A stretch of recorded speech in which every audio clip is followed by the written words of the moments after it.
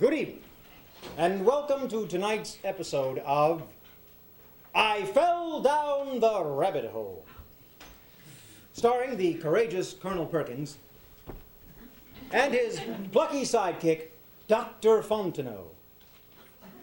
Tonight, episode 17.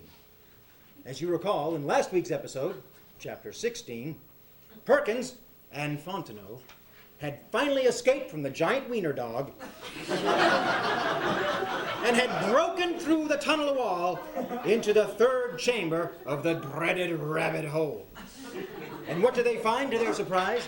But an entire civilization of rather imbecilic proto-humanoids who claim to have descended, these proto-humanoids claim to have descended from surface dwellers who fled below the surface of the earth thousands of years ago towards the end of the 20th century. Dr. Fontenot, myself, postulated that perhaps these beings had fled down into the caverns to escape some horrific and unbelievable natural disaster or cataclysm, perhaps a plague or a war or a very widespread bad hair day.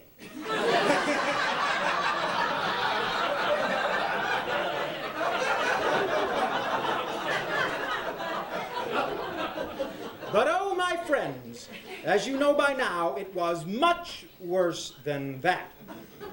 As this climactic scene, which we will now reenact, demonstrated. Oh my God! Look out, Perkins! He's got a stick!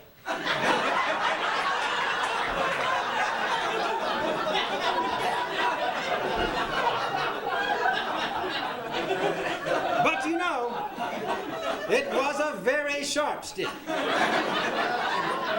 What's this? My God! It's his spleen! Was a spleen. Old bean. Poor devil.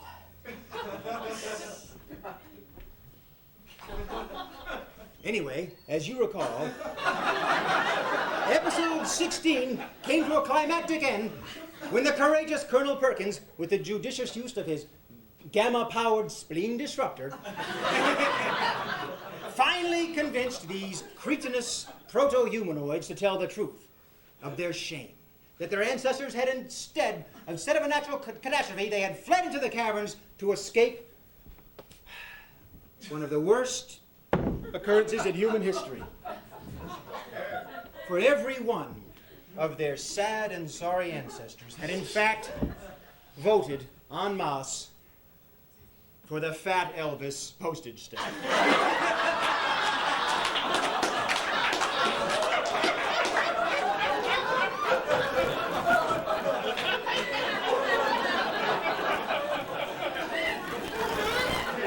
So you see, they did the right thing.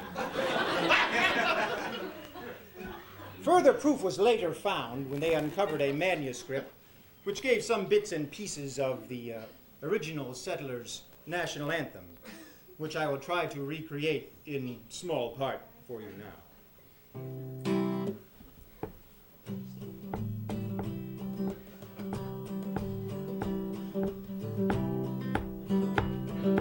Yes, I voted for the fat Elvis, even though he can no longer see his pelvis. Yeah, the king will stay and sing for an hour or so, but he'd rather watch TV and eat a jelly donut. Well, you can say we're in shame, we got no soul, man.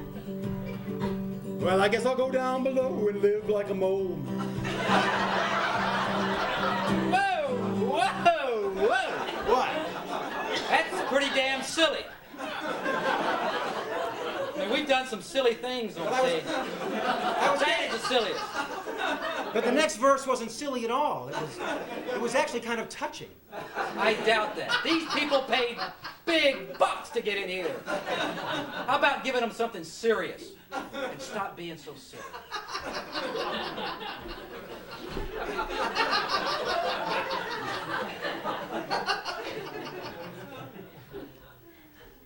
That kind of reminds me of this story. It's this old philosopher guy that I met one time. He was on his deathbed. You know, it's not too often that you meet an old philosopher who's actually dying at the time you meet him. And how did he describe himself? He described himself to me, he said, well, I'm a guy who, they installed my internal biological clock before they went digital. And I'm so tired of winding it. Anyway, he was really disillusioned.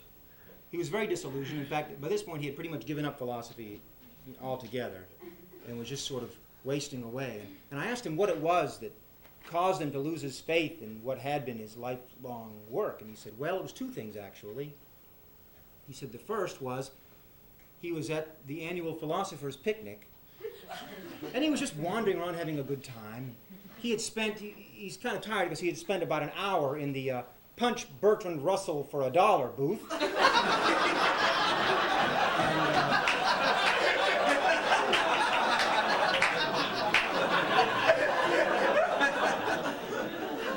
And he was, you know, kind of getting a kink back there. So he walked out onto the midway, and he found this likely-looking philosopher type, and he grabbed him and he said, why are we here? And you know, he was hoping for some small spate of discourse, some type of like interpersonal didactic sort of thing. And the guy just looked at him and said, well, I think we're trying to raise money for air conditioners for the old philosophers' home.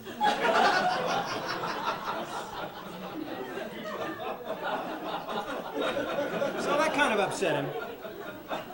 And then to make matters worse, after that he was doing some research, and he discovered, much to his displeasure, this was the final blow, that the word philosopher actually has a root that goes far beyond the Greek. Most people believe that the root is in the Greek, but in fact it's a much more ancient language. It goes way back. And in fact, the word does not mean the love of knowledge or the love of learning, as many believe, but in fact, in this ancient tongue, the actual word means has no job.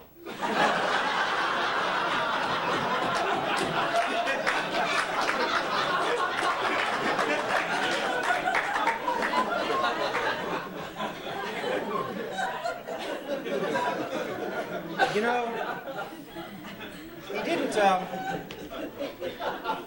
he didn't go out with a whimper, though, and I was really proud because I happened to be there with him right at the time that he expired. And, you know, he looked up at me and he kind of grabbed my hand and he said, Brad? And I said, you want me to get Brad? And he said, no, there's no time. I'm going now. And I said, is there anything you'd like to say? And he said, yes, I'd like to say one thing. Death, where is thy sting? And he said, ow, ow, shit!